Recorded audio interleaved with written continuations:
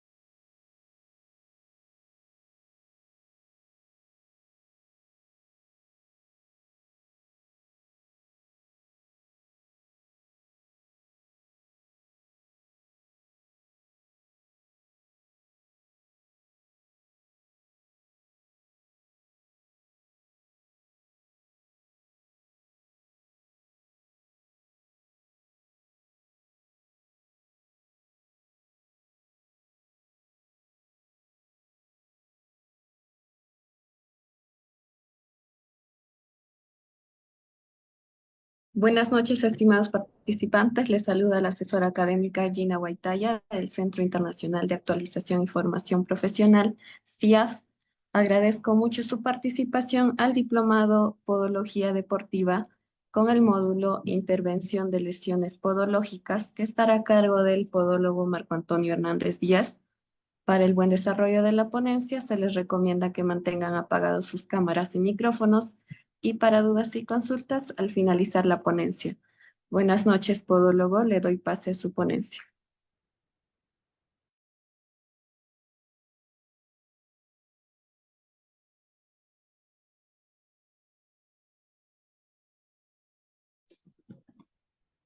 Muy agradecido, gracias por el pase.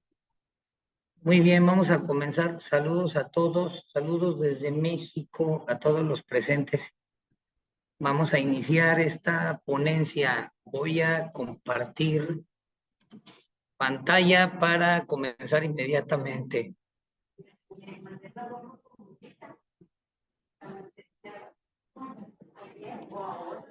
Muy bien, vamos a ver el tema intervención de lesiones podológicas. Ya estuvimos analizando cómo en efecto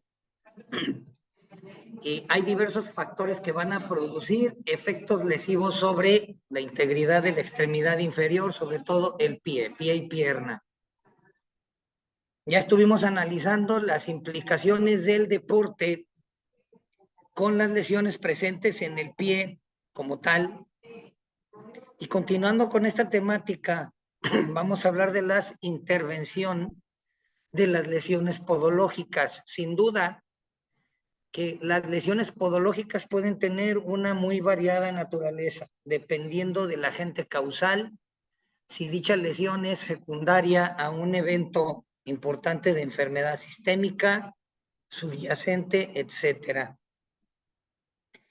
Hay que entender algo respecto de todo paciente que sufre de alguna enfermedad, la cual en cierta medida tiene detrimento del sistema, presencia de lesiones, esto va a tener un impacto en su calidad de vida. El concepto de salud como tal, vamos a decir que la salud es un bien inapreciable, el cual en teoría debería de tener todo ser humano como parte del complemento de vida digna, la cual va a contribuir a un bienestar y por lo tanto felicidad. Todo aquel individuo que tiene salud y estabilidad se encamina a la felicidad como tal. Entonces, básicamente, la salud es deseable. El concepto de salud ha cambiado a través del tiempo y de las generaciones. Hoy día la Organización Mundial de la Salud y desde 1948, ¿cómo se ha definido el concepto de la salud? Últimamente ha sido cuestión de debate, ontología, antropología social, etcétera. Para, pues, términos prácticos, la OMS define aquel estado de completitud, ¿verdad? Estado de completo bienestar, fíjense. Físico, mental, social y no solo la ausencia de enfermedad. Entonces, al menos yo en una situación enteramente personal, yo no estoy de acuerdo con esta definición de la Organización Mundial de la Salud. Es una definición muy elástica, porque si pensamos que la salud como tal es un componente esencial para los procesos de medrar sobre la vida y sentirnos satisfechos y por ende la felicidad, entonces cualquier individuo en esta situación de desequilibrio no puede alcanzar la plenitud de la vida. Explico. Dice completo bienestar físico. Imagínense, ¿quién en la actualidad tiene un completo bienestar físico? Ahora hay que definir qué es el bienestar físico y qué es completo. Mental y social, ¿verdad? Mental y social.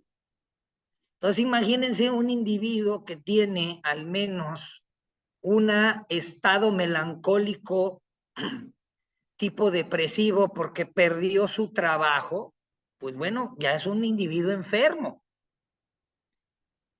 Ahora, imagínense otro que tiene una situación social envidiable, presencia, buen trabajo, autonomía, saciedad, toda esa cuestión, pero ese hombre, así como su servidor, usa lentes. Entonces ya es un individuo enfermo, ¿verdad? ¿Por qué? Porque a pesar de todo lo que parece, uso lentes, entonces ya soy un individuo enfermo, pero bueno, vamos a adoptar esta posición, lo cual nos lleva a entender entonces que toda esta cuestión de llegar allá, del otro lado de la salud, es decir, a un estado de enfermedad, sea agudo o parece ser perpetuo, va a tener un impacto, claro que sí, ¿en qué? En la calidad de vida, lo que les acabo de decir. Entonces, alguien que tiene una endodoncia, un puente removible, lentes, anteojos, entonces hay un impacto en la calidad de vida, desde luego, lo cual se vincula, como dice aquí, CBRS, el impacto de la calidad de vida respecto de salud, ¿verdad?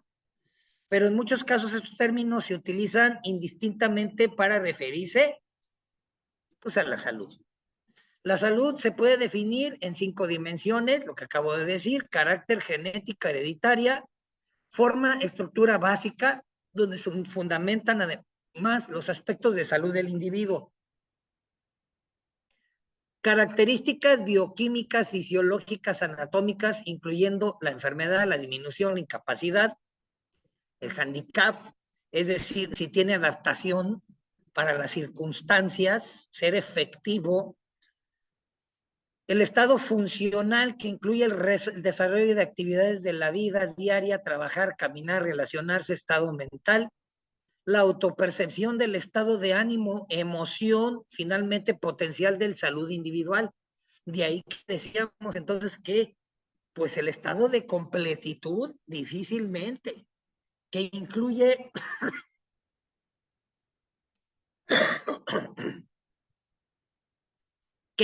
longevidad y potencial funcional del individuo. Entonces eso nos llega a entender que llegando a la edad, la tercera edad, a la ancianidad, se puede ser un anciano saludable, ancianidad en salud y en cierta medida en satisfacción. Entonces, cada vez que yo inicio por ahí un curso de podogeriatría, les pregunto a todos los alumnos cuál es la impresión que tienen de los ancianos. Se reciben diversas respuestas, las cuales la mayoría están equivocadas, pensando en que los ancianos son seres grises, oscuros, medrosos, cascarrabias, difíciles de negociar con ellos y un largo etcétera. Sin embargo, los últimos estudios realizados aún en universidades de los Estados Unidos se dieron cuenta que el 80% de los individuos ancianos por encima de los 70 años tenían proyectos de vida y satisfacción. Vamos, lo voy a decir de la forma más simple, aunque parezca vulgar. Parece ser que hoy día hay más jóvenes frustrados, desubicados y cascarrabias que ancianos con perspectivas de vida. Esa es la realidad. Entonces, de las primeras condiciones más conocidas del impacto de las lesiones como tal en la calidad de vida fue la propuesta por Kalman como la diferencia de un periodo de tiempo específico entre las esperanzas y las expectativas de vida y las experiencias reales. Vamos, alguien recibe un pronóstico como tal de una enfermedad, pero entonces este individuo puede recibir en sus propios adentros la idea de ser estoico, tener expectativas claras pero reales, ¿verdad? Entonces, esto tiene que ver, pues, lo que es el impacto de dichas lesiones en la calidad de vida. Entonces, va de acuerdo a la psique del individuo, su posición, cómo va a pensar en su lesión tal y cual. Más tarde, Shoemaker y Nochto escribieron que este impacto en la calidad de vida por la salud, es decir, las lesiones, Se preocupa por aquellos aspectos relacionados con la percepción de la salud y experimentada y declarada por el paciente, particularmente dimensión física, mental, social, percepción general de la salud. Entonces, es diferente cuando observamos un individuo que tiene, por ejemplo, una cuestión postquirúrgica a uno que tiene una úlcera perforante, una lesión por presión. Sin duda que aquel individuo, cuando se le informa de los riesgos potenciales de sufrir una pérdida orgánica, ese impacto en su calidad de vida decrece enormemente. Hay múltiples estudios que nos dicen, por ejemplo, en la diabetes mellitus tipo 2, se llegó a la conclusión que el hecho de que se sea ya de por sí un diabético, esto no implica como tal un verdadero impacto en la calidad de vida. Lo que se está diciendo aquí es que se puede ser un diabético y llegar a tener una mejor calidad de vida que alguien que no es diabético. Así de simple, como lo acaban de escuchar. Entonces hay diabéticos que tienen buena dieta, se cuidan, están tratando de controlar su diabetes, hacen ejercicio, 20 minutos de caminata entre alimentos, y un individuo que no es diabético como tal, que se la pasa 8 horas sentado en su trabajo y jamás hace ejercicio. ¿Saben qué? El impacto en la calidad de vida de ese individuo va a ser peor y en detrimento que el diabético que se está cuidando. Entonces, muchas de las veces, eso es lo que hablamos de la percepción de la enfermedad y de la realidad. Entonces, el mero hecho de que se sea diabético no es un pronóstico tal terrible, ¿verdad? Y ahí lo dejamos claro. Numerosos trabajos de investigación científica emplean hoy el concepto para referirse a la percepción que tiene el paciente de estos efectos de enfermedad, de la aplicación de cierto tratamiento de diversos ámbitos de la vida, especialmente consecuencias que provoca su bienestar físico, mental y social. Hoy día, durante las últimas décadas, se ha ido transformando en una importante medida del impacto de los cuidados médicos. Parece ser que unos años atrás no se preocupaba la medicina en medir el impacto de la perspectiva del paciente, su enfermedad y los tratamientos médicos. Parece ser que hoy día ya existe la idea de analizar el impacto de las calidades de vida respecto de los tratamientos médicos. Sí, damos un ejemplo. ¿Cuál es el grado de efectividad y la supervivencia en un paciente con cáncer que ha recibido quimioterapias? Y entonces vamos a ver que depende del número de quimioterapias y el tipo de cáncer, la supervivencia se encuentra entre los próximos 15, 10 o 15 años, lo cual va entonces a determinar la calidad de vida y el impacto, depende mucho del tipo de enfermedad, las intervenciones sanitarias, el tratamiento que recibió, etcétera. Luego, las variables médicas tradicionales de resultados son insuficientes para demostrar una visión apropiada del efecto de atención en intervenciones sanitarias, unido al característico de los problemas de salud y especular del desarrollo de nuevos productos farmacológicos, ¿verdad? Entonces, durante pandemia nos dimos cuenta, por ejemplo, que los hospitales se llenaban de enfermos, pero no podían atenderlos a todos. Entonces ahí entraba la controversia del jefe de médicos y decía, bueno, nada más puedo salvar a 2 o 3 y el resto rogar que se salven, ¿verdad? Entonces ahí está la mera cuestión de aquí hablar de que actualmente no hay un solo estudio del impacto de la calidad de vida, de la atención para enfermos post pandemia que sufrieron el COVID, ¿verdad? Como de esa naturaleza que les acabo de decir. 10 enfermos de COVID y solamente podemos atender a 2. Entonces, ¿cuál es el impacto de eso? Terrible. Entonces, hoy día se está abogando por este hecho de vincular verdaderos estudios y establecer la relación de la calidad de vida con la atención médica recibida. Los síntomas clínicos y tasas de supervivencia ya no son suficientes, ¿verdad? ¿Cuántas personas murieron por el COVID en esta pandemia pasada? Cerca de 2 millones. 1.780.000 individuos murieron. tasas de supervivencia, etcétera. Pero eso ya no guarda sentido en decir el impacto en la calidad de salud. Cuando los pacientes reciben tratamiento por afecciones crónicas o condiciones de la amenaza de vida, la terapia debe evaluarse en términos de si esta es más probable conseguir vida digna de ser vivida. Entonces, imagínate, sufres por allí una amputación para salvarte la vida y ahora debes de estar contento de estar vivo, ¿verdad? Y la calidad de vida sin tu pierna. Entonces, eso es lo que se debe de valorar aquí cuando hablamos de considerar el impacto de la calidad de vida en la cuestión de salud y post-tratamiento. Entonces, haya habido múltiples intentos de una buena medición del tratamiento médico y su relación con el impacto en la salud de la vida diaria.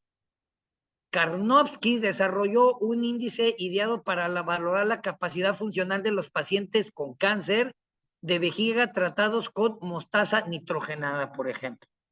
Entonces, hay muchas situaciones, sobre todo en la cuestión de la podología, y entonces verificar cuántos estudios desde el punto de vista podológico, ortopodológico, de traumatología, existen que van a medir los impactos de la calidad de vida en pacientes, por ejemplo, post-traumatizados, post-amputados, diabéticos y de otra naturaleza, ¿verdad? Entonces, queda mucho por hacer. Lo que se tiene que entender ahora es guardar el criterio exacto de lo que significa medidores claros, globales, de lo que es el impacto de las dolencias, de las enfermedades y de las lesiones en las calidades de vida. Hablábamos, por ejemplo, hace poco con una paciente que acusó neuralgia del trigémino, ¿verdad? Y nos contaba su experiencia. Y lo que era la neuralgia del trigémino en un evento agudo de corto periodo de tiempo, pero como ella literalmente dijo, me quebré a tal grado que yo de plano dije, ya mejor me muero. Entonces imagínense, en una situación esta como neuralgia del trigémino, que es en la situación de atención general de salud. Pero ahora imagínense en algunas otras afectaciones vinculadas a podología, como pérdida orgánica, amputación, etcétera. Entonces, la bibliografía muestra que los deportes de contacto tienen una alta probabilidad de conllevar una lesión deportiva tal, dejar una secuela a largo plazo, ¿sí? Y dejar que un efecto importante en detrimento de la calidad de vida. Habla fútbol, rugby, baloncesto, balonmano, jockey. Entonces, vamos a hacer referencia a situaciones reales de futbolistas famosos que sufrieron lesiones, se complicaron y cayeron muertos en el campo, ¿verdad? Pues ahí ya no hay ningún impacto en la calidad de vida, hubo un deceso. Pero de aquellos futbolistas conocidos, famosos en un tiempo, que quedaron en la bancarrota, que perdieron una pierna, vamos a decir, en un accidente, etcétera.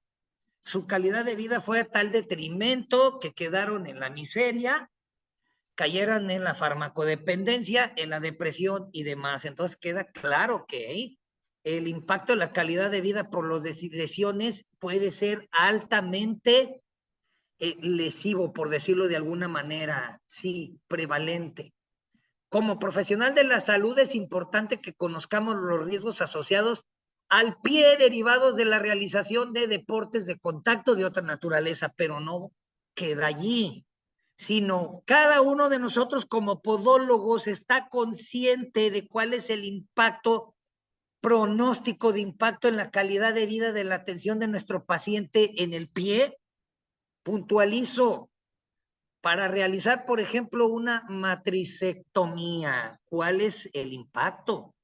Podemos analizar múltiples estudios donde nos dicen matricectomía fenol-alcohol altamente segura, no se tiene constancia de gran cantidad de efectos secundarios, etcétera. Pero yo personalmente, si yo veo esos estudios de prevalencia y dice buen pronóstico, altamente segura, etcétera, yo tengo otra opinión, al menos en lo que yo he visto como profesional, gran cantidad de casos de matricectomía iatrogenias, pérdida del dedo, pérdida orgánica, y entonces yo tengo otra opinión en base a la experiencia clínica.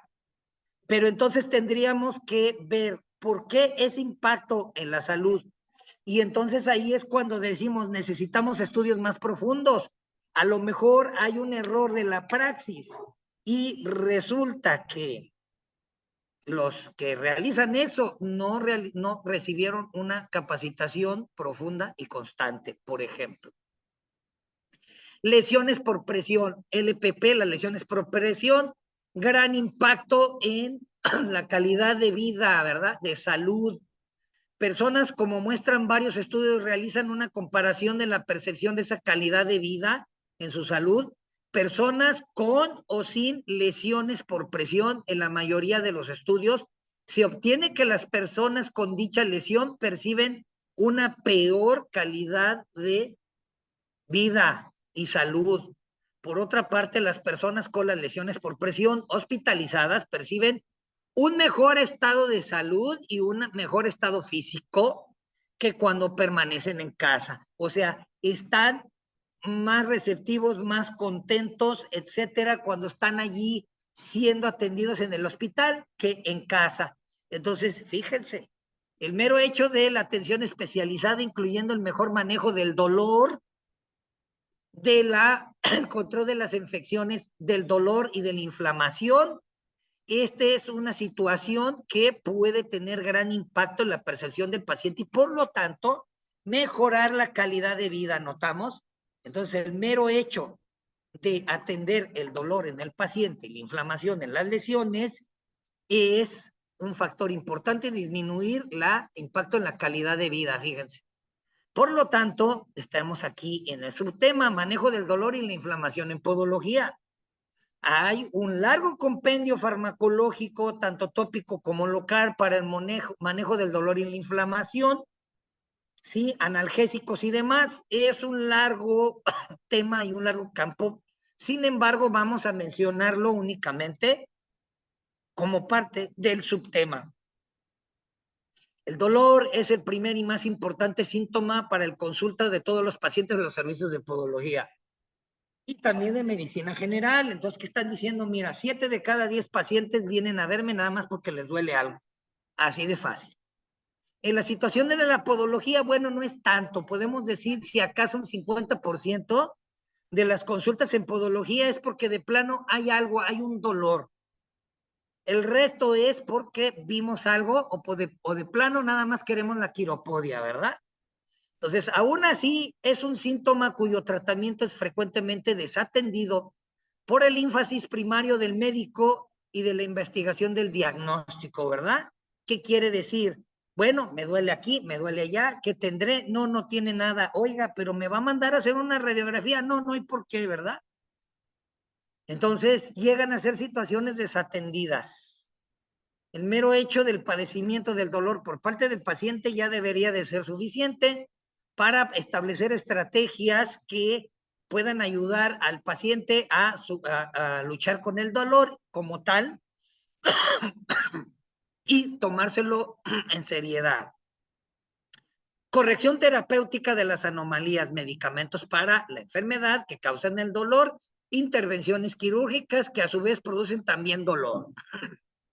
Entonces nos dimos cuenta que a través de la FDA y de otras agencias en los Estados Unidos, cuando se aprobó la cannabis para tratamientos de salud, el CBD como tal, para el manejo del dolor, ¿saben qué sucedió? Las tasas de muerte por opiáceos descendió hasta en un 40%. Y continúa descendiendo. En la actualidad, las muertes por el uso de opiáceos debido al manejo del dolor con cannabinoides se vio beneficiada, ¿verdad? Entonces, fíjense ahí la cuestión de el manejo del dolor como tal, hay mucho que hacer.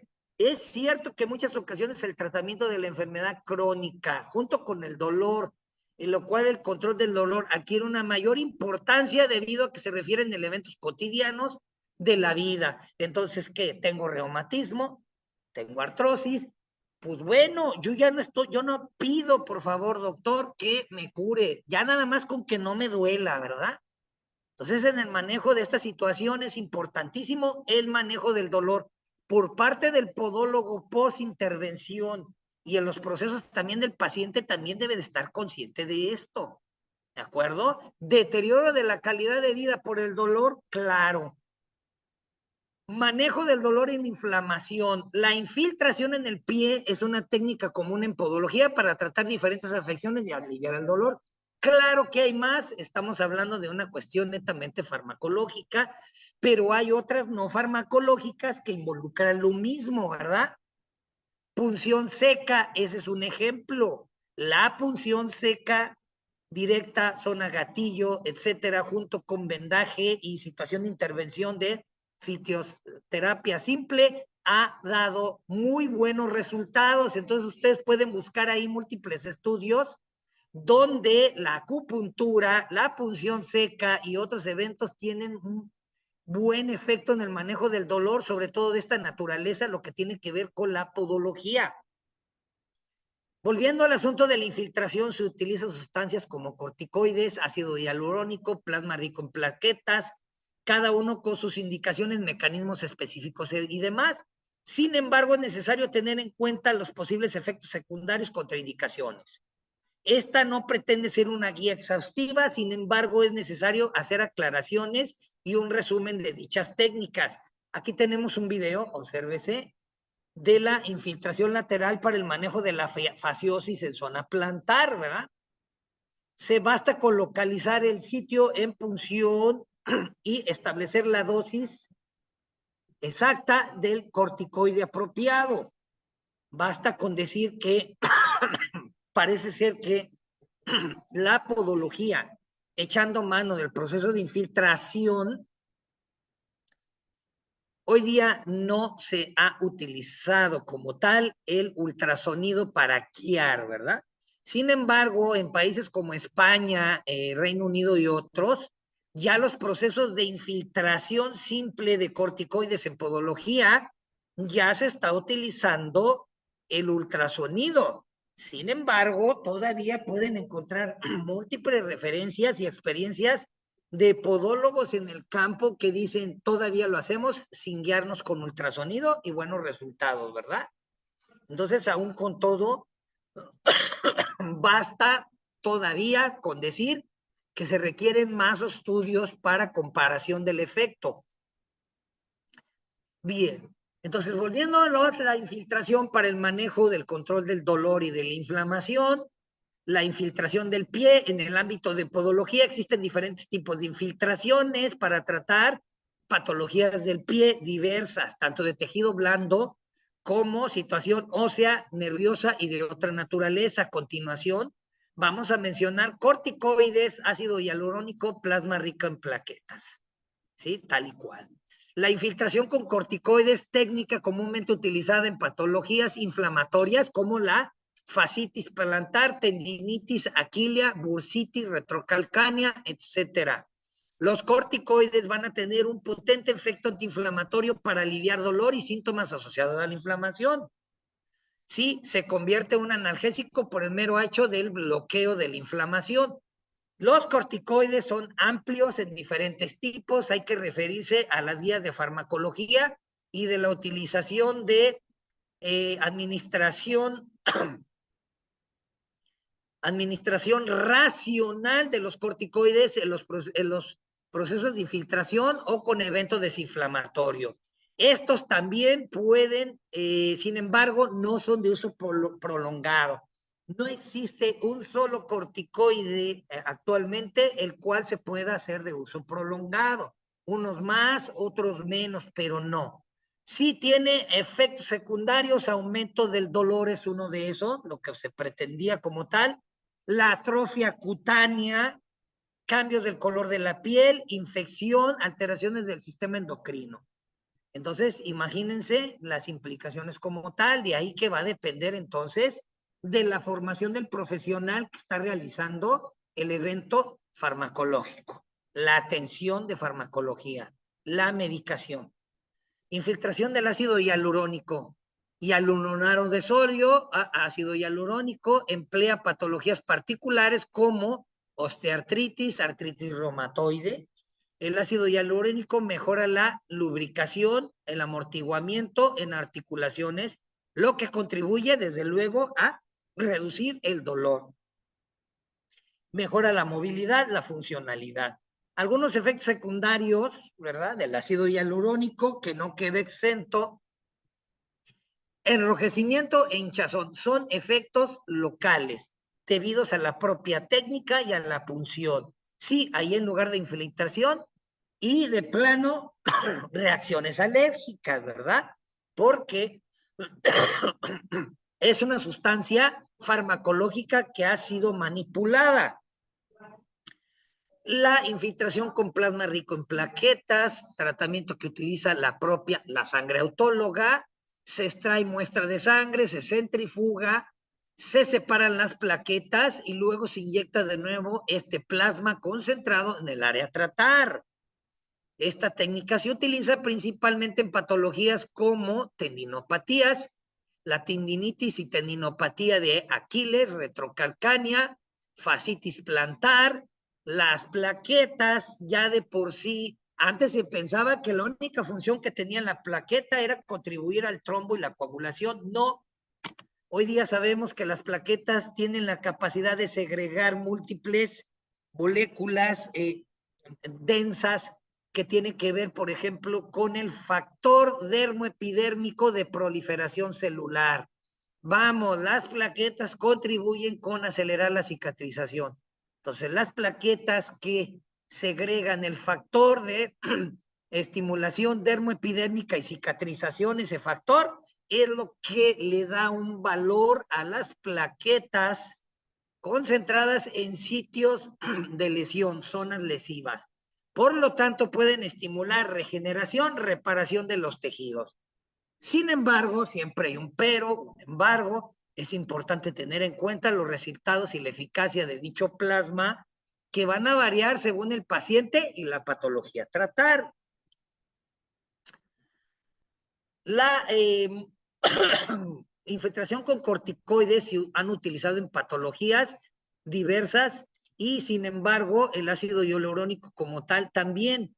El plasma rico en plaquetas, ya vimos, tiene un cierto valor. Sin embargo, como tal, los efectos secundarios de la infiltración de los corticoides pueden proporcionar alivio a las patologías inflamatorias del pie, pero también acarrea efectos secundarios. Necesitamos mencionarlos. Aumento del dolor en el lugar de la infiltración. Entonces, si pretendíamos hacer desinflamación, sí, pero por la misma técnica de la infiltración puede ocurrir dolor en el sitio. Atrofia cutánea como tal, desde luego, adelgazamiento de la piel, zona tratada, cambios del color, decoloración, enrojecimiento, potencial de riesgo de infección de la zona infiltrada. Claro que se pueden potenciar alteraciones del sistema endocrino, por ejemplo, enfermedad de Cushing, cara de luna, etcétera, alteraciones renales y demás. El efecto del ácido hialurónico, desde luego, también hay enrojecimiento, hinchazón en el lugar del sitio, reacciones alérgicas. Respecto del plasma rico en plaquetas, también localizados, enrojecimiento, leve hinchazón, lugar de la infiltración, rápidamente puede suceder también ahí. Situaciones de embolismo, aunque menos raros, se han observado en algunas personas experimentar una sensación de dolor transitorio después de la inflamación y luego viene desapareciendo.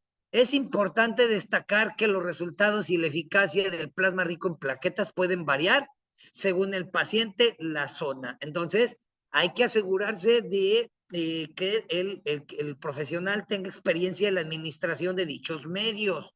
Contraindicaciones, alergias, líquidos infiltrados. Antes de someterse a una infiltración en el pie, entonces es importante las posibles alergias, informar al traumatólogo, al médico o al podólogo capacitado. Respecto de sustancias utilizadas también en el procedimiento, el podólogo debe de informar. Algunas personas pueden desarrollar reacciones alérgicas, corticoides, ácido hialurónico y plasma rico. Entonces yo ya pude ver por allí una situación de ácido hialurónico que produjo una terrible iatrogenia, porque ese ácido hialurónico, ¿dónde lo compraron? En China. Y ese producto les costaba 5 veces más barato. Entonces ahí también entra la ética, ¿verdad? Entonces imagínate estos terribles efectos adversos en la administración del ácido hialurónico porque venía de China, terrible. Entonces ahí.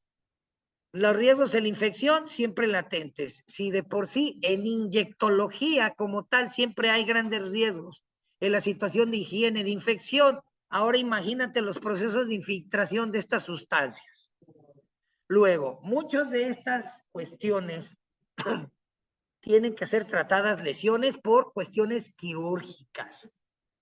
Aunque no hablamos en las categorías específicas de las lesiones, si hablamos de fracturas, tendinopatías, cuestiones articulares, algias articulares, degenerativas articulares, tejido blando, sí, algunas otras presencias, lesiones por presión, el pie diabético, las úlceras, etcétera.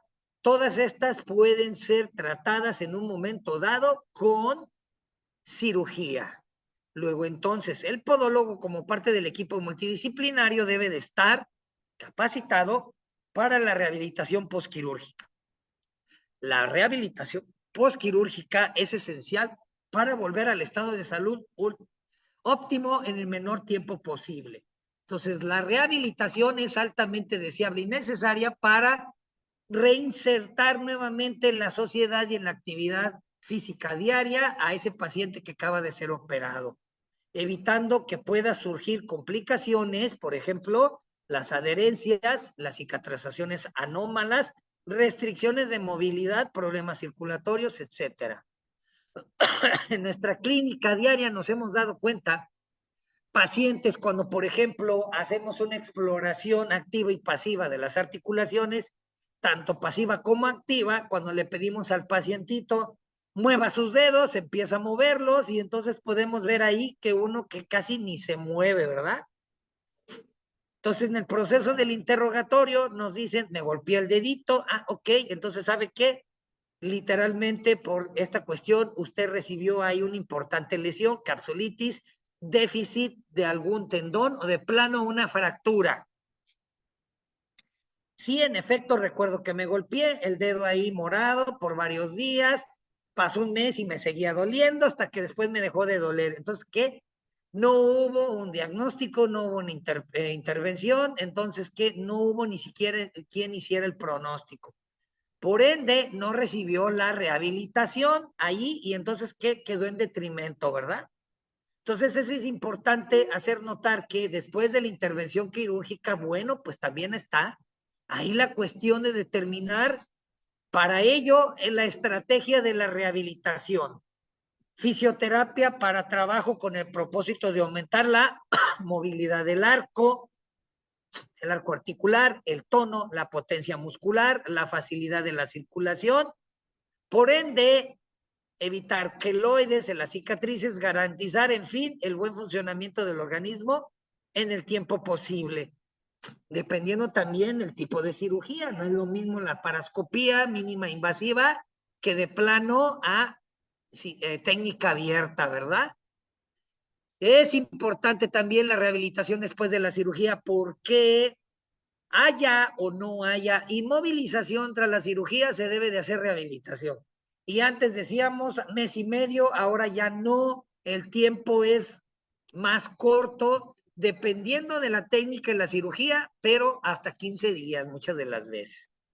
Mejorar entonces potencia, resistencia, coordinación, flexibilidad muscular. En el caso que sea necesario recuperar el rango articular de las articulaciones afectadas. Una persona que pasa mucho tiempo encamada, aparte de la pérdida de la masa muscular, rigidez articular, ¿verdad? Su servidor fue un caso así. Enfermé de COVID, prácticamente me daban ahí por muerto, ahí prácticamente el bulto. ¿Qué pasó? Pues resulta que no morí, ¿verdad? Pérdida de masa muscular, perdí más de 25 kilogramos de masa muscular, pero como yo era individuo altamente, vamos a decir que la situación del ejercicio y demás, por eso sobreviví. Pero recibí un largo año de procesos de rehabilitación. Entonces, entre eventos de esta naturaleza, pues también hablamos de la situación quirúrgica, ¿verdad? Los encamados y posteriores. También pueden aparecer problemas cardiovasculares, problemas del sistema respiratorio. Estos puestas un buen programa de rehabilitación, reducir el riesgo de padecer complicaciones graves. Puede ser una tromboflebitis ante la imposición de un edema. Imagínate ahí el edema, la coartación de la circulación y producir por una cuestión no detectada un trombo. Trombosis venosa profunda o infecciones pulmonares como la neumonía. Entonces, por ahí escuchamos de influencers que, ¿por qué murió dicho influencer? Una neumonía, ¿verdad? Entonces, ahí está la cuestión como tal. No nos podemos olvidar de que tras una cirugía siempre puede haber una cicatriz, y acabo de decir, depende de la técnica, tras la cual debemos de tratarla en la rehabilitación posquirúrgica. Ahí vemos la imagen, ¿verdad? Cicatriz que puede crear adherencias entre los tejidos, imponiendo pues que dichos tejidos se deslicen entre sí, pierdan movilidad, haya dureza, dolor, ya no se recupera la movilidad importante, etcétera. Hipersensibilidad de la zona, sensación de hormigueo, senestesias, tirantez, etcétera. De ahí que las técnicas adecuadas en los procesos de la rehabilitación y evitar situaciones de hipertrofia y queloides en cicatriz sea un importante campo en la medicina de recuperación, la medicina estética, medicina de cirugía plástica, etcétera, pero también es campo de la rehabilitación. Sin duda, existen técnicas para liberación de las adherencias. El más conocido de ellos es la técnica Cyriax. Es un tipo de masaje, la Cyriax. Masaje técnica Cyriax, técnica de ventosa, también ya es conocida. Es una especie de vacuterapia, que le vaya bien, con ventosa, ventosa de vacío, láser, ondas de choque, etcétera. Entonces, esta presentación no tiene como objeto el análisis exhaustivo de dichas técnicas, pero hay que entender que el podólogo debe de conocerlas y en un momento dado utilizar cada una de estas para poder resolver la cuestión de rehabilitación, sobre todo en campo postquirúrgico. ¿Cuáles son los beneficios? Favorecer la consolidación de las fracturas. Desde luego, los procesos de rehabilitación es grandemente deseable. Aquí en México tuvimos un médico, ya falleció, una celebridad, el cual el doctor Demetrio Sodi Pallares. Demetrio es abuelo de una cantante muy conocida, al menos en México y Estados Unidos. Y Demetrio Sodi Pallares recibió múltiples premios para la consolidación, entre otras, de fracturas a través de su llamada terapia de repolarización. Terapia de repolarización con campo magnético y utilización de sueros fisiológicos. Si alguien quiere conocer, puede encontrar bibliografía en internet. Favorecer consolidación de fracturas a través de estos procesos simples como campos magnéticos, entre otros campos magnéticos pulsados, junto con terapia de repolarización vía intravenosa. Tratar afectaciones de otras partes blandas. Si hubo fracturas, lesiones grandes, áreas que rodean la lesión pueden también verse afectadas, edemas y entre otros. Fibrosis, formación de zonas fibróticas, promover el riego sanguíneo, etcétera, ¿verdad? Trabajar la movilidad y la flexibilidad durante el periodo de inmovilización. El atleta puede experimentar atrofia muscular, rigidez, pérdida de la amplitud de movimiento. Entonces, la rehabilitación tiene que ir enfocada a 1, recuperación de la función, 2, amplitud de los movimientos, 3, resistencia, 4, elasticidad, 5, potencia de movimiento, fuerza, Y por último, la recuperación y la adaptación del propio elemento lesionado. Eso es lo que busca. Disminuir el impacto de estas afecciones. La rehabilitación posquirúrgica debe movilizar entonces los conjuntos articulares, los adyacentes, mediante técnicas, por ejemplo, electroestimulación. La electroestimulación cada vez más utilizada a través de los TENS, ejercicios isométricos, musculatura afectada, irradiados, facilitación neuromuscular propioceptiva y otro, etcétera. También la rehabilitación tiene como objeto calmar el dolor posoperatorio. Sin duda, las condiciones de la cirugía, incluso factores ocasionales, el estrés y experiencias dolorosas pueden derivar el dolor posoperatorio crónico. Sí, dolor de alguna naturaleza. Es bien conocido, pacientes post-amputación ya no tienen la pierna, pero ellos dicen, me sigue doliendo la pierna que ya no está allí, ¿verdad?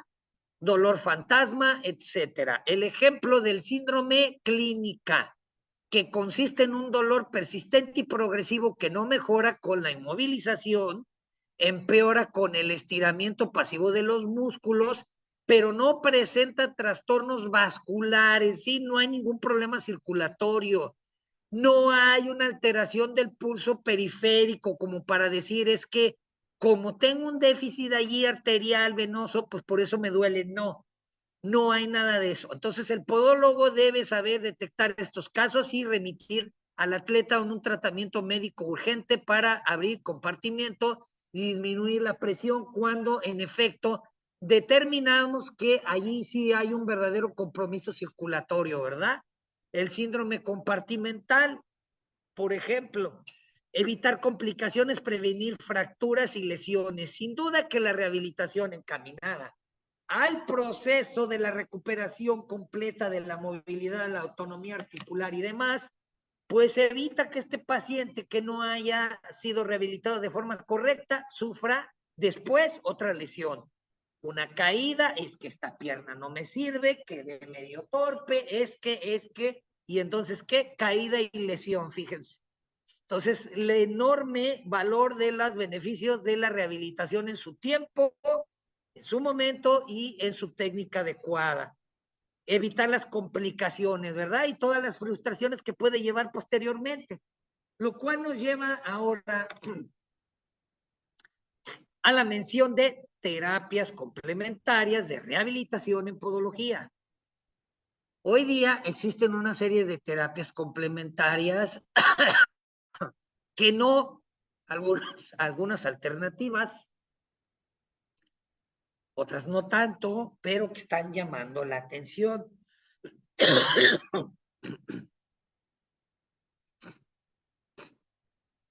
Están en auge por la creciente demanda de los pacientes en seguir terapias naturales en detrimento de la medicina alopática, con mayor incidencia de sustancias químicas, ¿verdad? Entonces, cada vez vemos más pacientes que dicen, no, yo no quiero medicina de esa alopática y yo busco una alternativa, ¿verdad?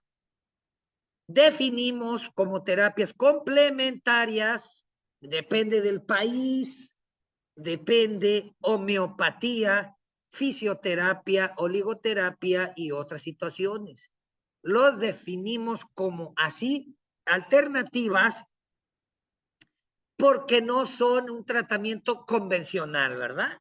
Es decir, porque la medicina actual, legal y establecida dice no. Solamente por eso, entonces tienen que ser complementos. Permítanme.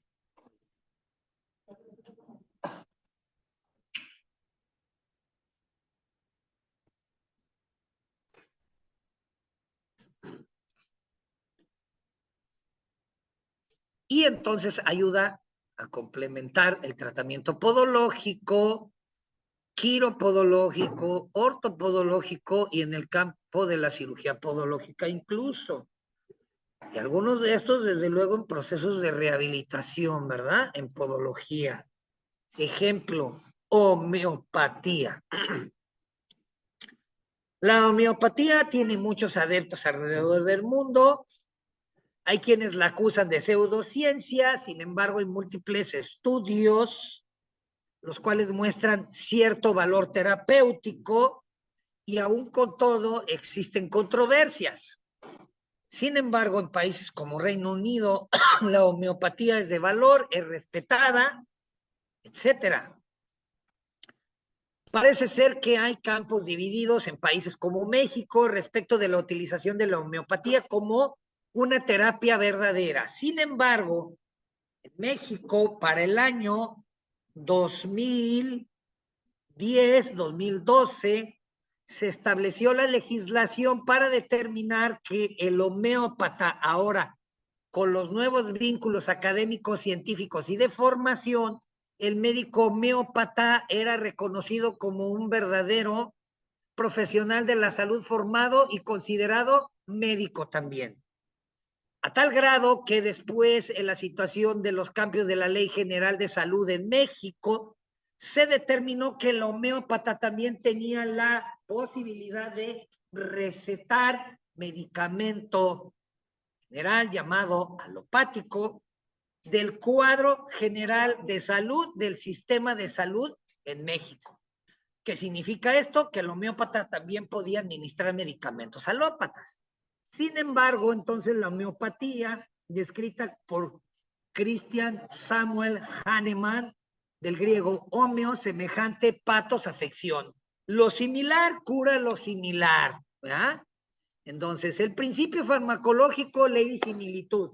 Si esta sustancia en un evento de sustancia cruda provoca tal síntoma, cuando yo te la doy, debo de encajar en un síntoma similar al tuyo.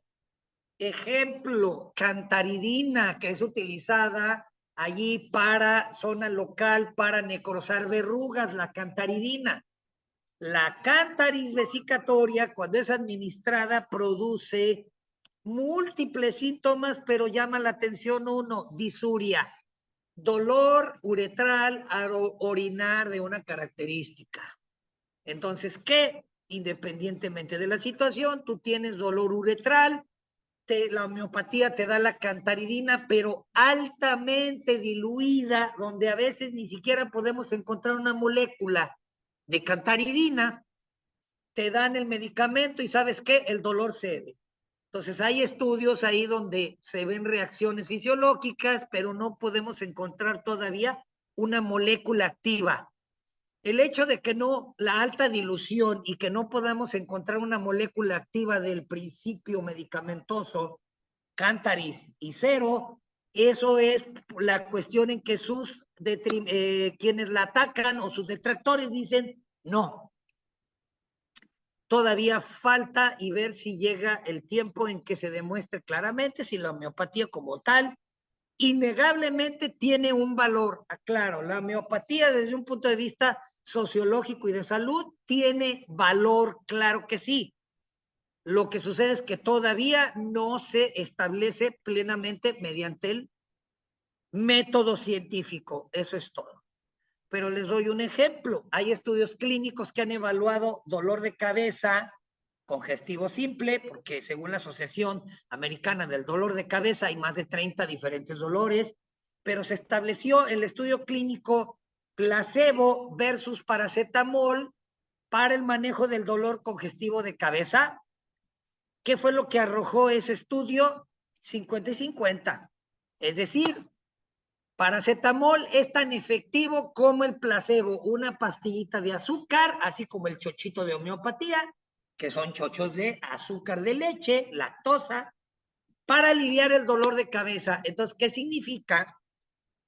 Significa entonces que el paracetamol es idéntico al placebo para aliviar el dolor de cabeza. Entonces, tendríamos que decir, ok, si la homeopatía es placebo, entonces tiene el mismo valor que el paracetamol. Si tenemos que valorar una sustancia medicamentosa por el hecho de que sea placebo, bueno, pues entonces también sacamos del mercado el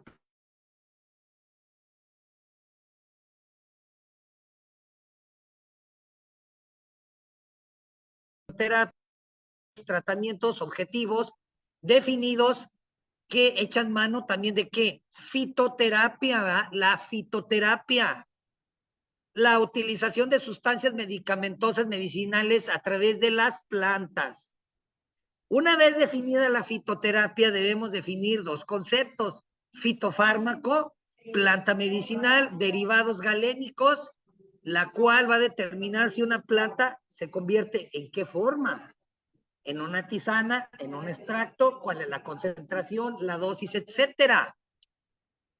Establecer normativas. Hay múltiples normativas dentro de la fitoterapia médica para establecer la dosis, la concentración y demás. En México ya se estableció la fitoterapia médica.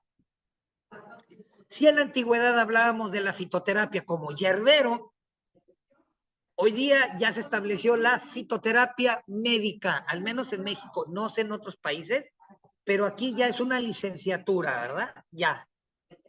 Una verdadera terapia, basta con que se vayan al Google y vean los múltiples estudios clínicos aleatorizados, perfectamente diseñados, lineales, prospectivos, observacionales, cuasi experimentales, modelo humano, no en ratas, para que vean la fiabilidad de múltiples plantas con beneficio en la salud, claramente establecidos, ¿verdad? Les doy un ejemplo: la sandía, L-citrulina y otros eventos, los cuales hoy día, mientras que hay influencers diciendo, no comas sandía, es terrible para el diabético. La fitoterapia médica ahora da cuenta que la sandía es capaz de normalizar los niveles de glucosa en el diabético y estimular la circulación sanguínea, entonces se beneficia. Entonces, mentira. Por lo tanto, la fitoterapia, en este sentido, cuando se establece como científica, tiene gran valor, ¿verdad? Entonces, todos estos productos herbolarios extraídos de las plantas, hablamos de 220,000 especies de plantas fanerógamas que hay en el mundo. Solo 3% han sido estudiadas. Tenemos fanerógamas y criptógamas, ¿verdad? Acuérdense de sus clases de la secu. Y las cuales, por lo que quedan 97% en espera. Como sabemos, si una de esas plantas tiene la cura del cáncer, ¿verdad? Tenemos el ejemplo del ébola, aquella infección del virus del ébola, gran sangrado por los ojos, orificios. Se entendió allá en África que había una hierba que podía atacar al ébola. ¿Qué pasó? Había gobiernos que impedían a la gente que llegaran y buscaran la hierba para automedicarse. Bueno, dice uno, bueno, ¿y cómo por qué, verdad? Y hoy día ya se sabe que en efecto hay hierbas que sí atacan al virus del ébola. Entonces, ahí está. Es necesario amplio conocimiento de las terapias y hay un gran campo de acción, ¿verdad? Entonces, imagínate al podólogo que se vincule con la situación de la fitoterapia médica, la homeopatía y otras situaciones para hacer un apoyo alternativo. ¿Qué es lo que sucede cuando nada más nos dedicamos la quiropodia y otros eventos? Decimos podología integral, ¿verdad? Y ahí está el término, podología integral. Bueno, yo diría para mí, ¿qué sería la podología integral? Una podología, la cual no nada más haga la quiropodia, sino todos los otros eventos, pero ¿sabe qué? Utilizando terapias alternativas. Entonces, la podología integral, para mí, a término personal, ¿cuál sería la podología integral? Aquella que echa mano de terapias alternativas como esta. Fitoterapia médica, la homeopatía, situaciones de masoterapia de zona, las ventosas, ¿sí? La acupuntura y un largo etcétera. Eso sería la podología integral. Luego, entonces, no soy profeta, pero déjenme decirles, tal vez en un futuro, lo que venga ahora sería una verdadera podología integral, formando ahí todo un cosmos de terapia para que el podólogo sea altamente competente y conozca todas las ramas alternativas de la medicina para poder solucionar los problemas del pie. Eso es lo que viene, ¿verdad? Estos tratamientos, como ya vimos, presentan o pueden presentar toxicidad nula, casi sin efectos adversos, etcétera.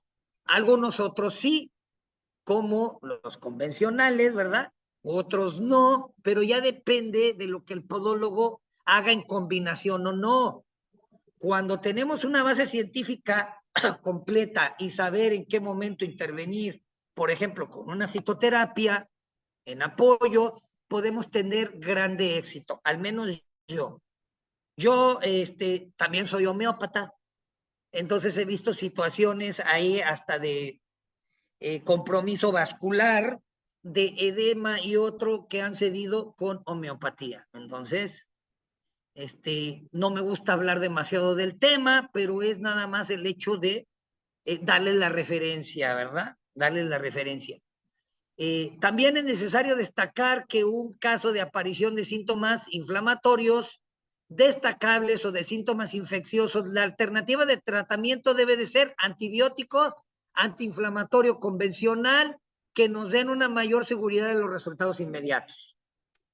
Sin embargo, a pesar de esto, hay múltiples estudios donde dicen, ¿sabes cómo se puede potenciar el antibiótico vía normal? Intramuscular, intravenoso, oral, hay modos de potenciarlos. Y uno de estos es la administración de nanopartículas de plata, lo cual puede evitar eventos de resistencia bacteriana. Hay algunos fitoterapéuticos que van a potenciar los propios antibióticos. Hay algunos antibióticos de índole fitoterapéutico que pueden, sin necesidad de interactuar, de contravenir el antibiótico. Tenemos varios, la lisina extraída del ajo, tenemos, por ejemplo, la equinacia, que ha sido ampliamente estudiada como un antibiótico alternativo, equinacia purpúrea, etcétera. Entonces, ahí está. Hay muchas estrategias de prevención en las lesiones amplias.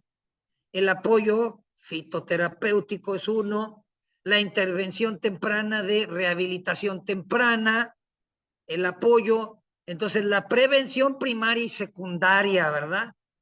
La prevención primaria queda ahí entonces, incluso determinar la reducción de los efectos posibles complicaciones vinculadas a déficits circulatorios y demás. Esa es la prevención primaria. En lo que se refiere a la secundaria, ejerce el podólogo, está enfocada de detectar la enfermedad en el principio de evolución, ¿verdad? Los programas de promoción de la salud dirigidos específicamente a grupos poblacionales. Entonces tenemos la intervención en prevención de las lesiones y evitar detrimento en la etapa infantil, en la tercera edad y en los diabéticos. Y ni me digan, en el campo de los diabéticos, el gran campo de acción que demanda del podólogo, ¿verdad? Terminamos. Gracias. Ahí está la referencia, referencias bibliográficas como tal. Y el representante Galenos también va a tener por ahí alguna bibliografía complementaria. El representante Galenos va a recibir también de mi parte alguna guía complementaria. Esto que vieron aquí es un resumen, pero les voy a entregar por allá al representante Galenos una guía más completa que nos aclara lo que no vimos aquí en la presentación.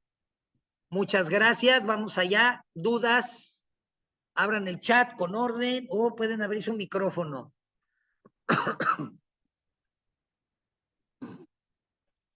Carmen Hernández Torres de Toluca, saludos. María también saludos. Anís de León, Anís de León anda acá. Saludos, Anís de León. Hola, profe. ¿Qué Claro tal, que estoy Anís? aquí, siempre estoy al pendiente, aquí qué en las bueno. redes sociales, preparándonos día a día. Pues ahí está, ¿verdad? Entonces etiquétanos, Claro. etiquétanos ahí muy, muy bien. Gracias, Anís. Saludos, profe. Un Saludos. abrazo. Igualmente. Saludos, profesor. Hola, saludos. Muy bien explicado su tema. Excelente, María. Gusto también que les agrade, que les sea de valor. Reina Olivares desde Lima, Perú. Siempre hay mucha gente de allá de Lima, ¿verdad? Saludos Buenas hasta noches. Perú. Buenas Rosario, noches. buenas Desde noches, Rosario. Perú, muchos saludos. Muchas gracias por la Gracias, explicación. igual, también, igual. Reina dice, excelente explicación, qué bueno, qué bueno.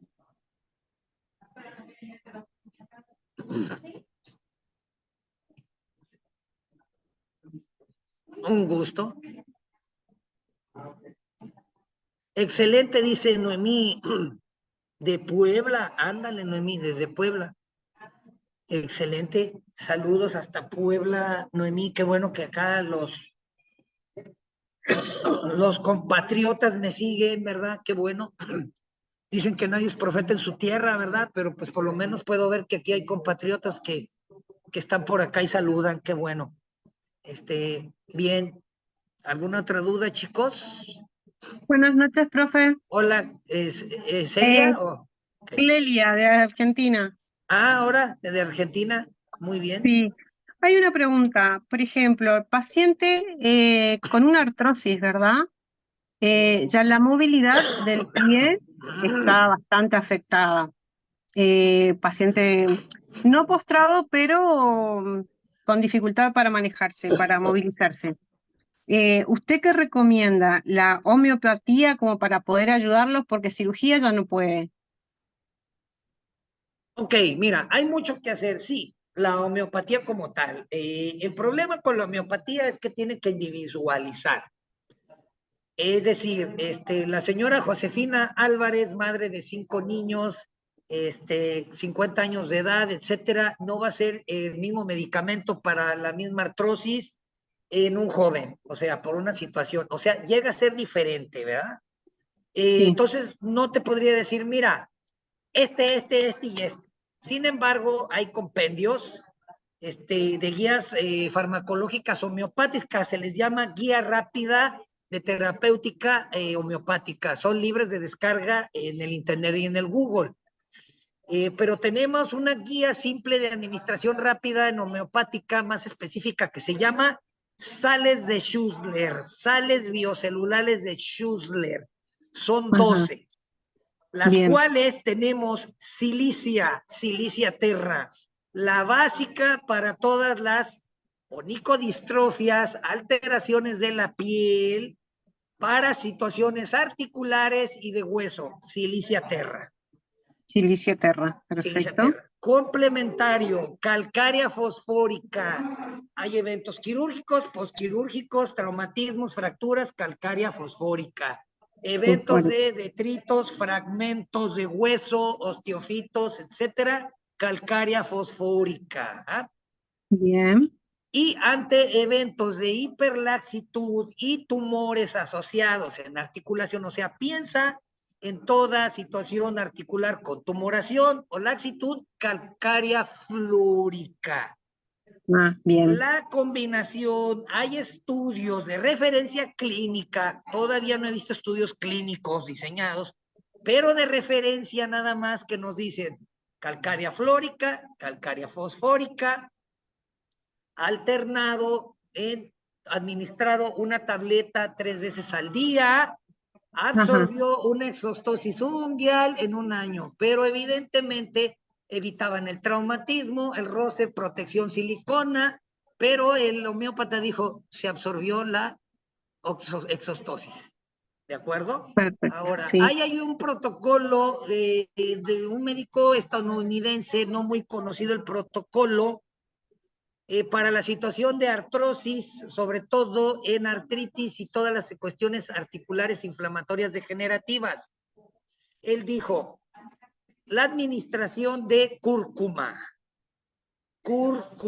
el polvito de cúrcuma es un té de cúrcuma, vas a hervir 2 pimientas negras en una taza de agua. Cuando esa esté hirviendo ya 5 minutos, lo apagas, pones el polvo de cúrcuma, luego lo filtras y te bebes un té de cúrcuma con esa pimienta negra 1 vez al día, sobre todo en las noches, ¿sí? Sí. Esa en combinación con astaxantina. La astaxantina es vamos a decir, neutralizador de antirradicales libres, que está dando mucho de qué hablar. La astaxantina se obtiene del camarón, de la concha y de la jaiba y otros que se pone rojo. Hasta se hace cuenta que es una tinta roja que se pone en capsulitas, etcétera. Astaxantina, 500 miligramos al día de astaxantina. Vitamina D3, 4,000 unidades internacionales al día. Y aceite de krill, 500 miligramos al día. Ese protocolo, según dice el médico, puede detener el progreso de la enfermedad artrósica. Así de simple, así lo dice él. Entonces, ahorita no tengo la referencia como tal, pero yo leí el estudio clínico y existe. Entonces vayan y búsquense en internet protocolo para la artrosis como tal y pongan cúrcuma para que te des cuenta. ¿De acuerdo? Protocolo para artrosis. Para artrosis y ponle cúrcuma y te va a sacar el protocolo y ahí te dicen las dosis como te las acabo de decir. Perfecto, muchas gracias.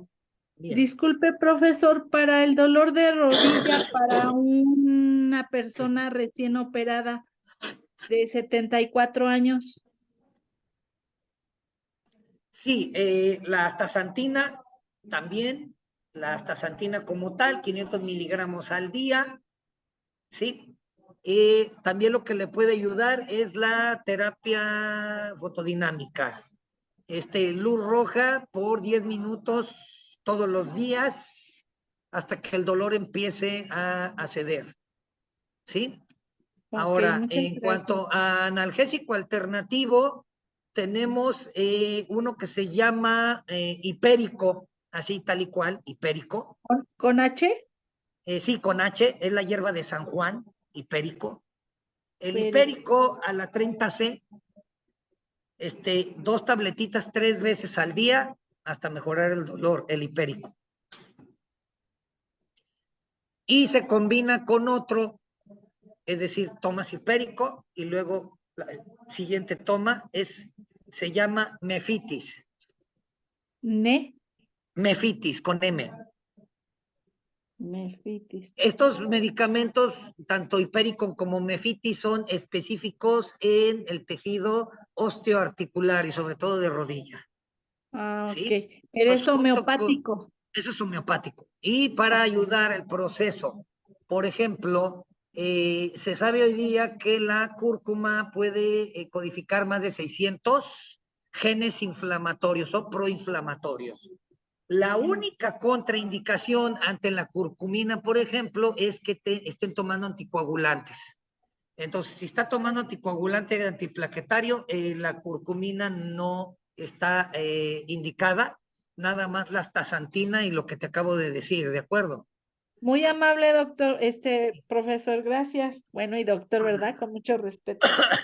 Por nada. Muy bien, chicos, pues un gusto haber estado aquí. Saludos, nos vemos próxima semana. Qué bueno que les gustó la clase, que les sea beneficiosa. Me despido desde México. Gracias a todos. Hasta la próxima. Hasta la Cuídese próxima. mucho. Hasta luego. Gracias. Bye. Hasta Gracias. luego. Bye. Bye. No, sí. Gracias.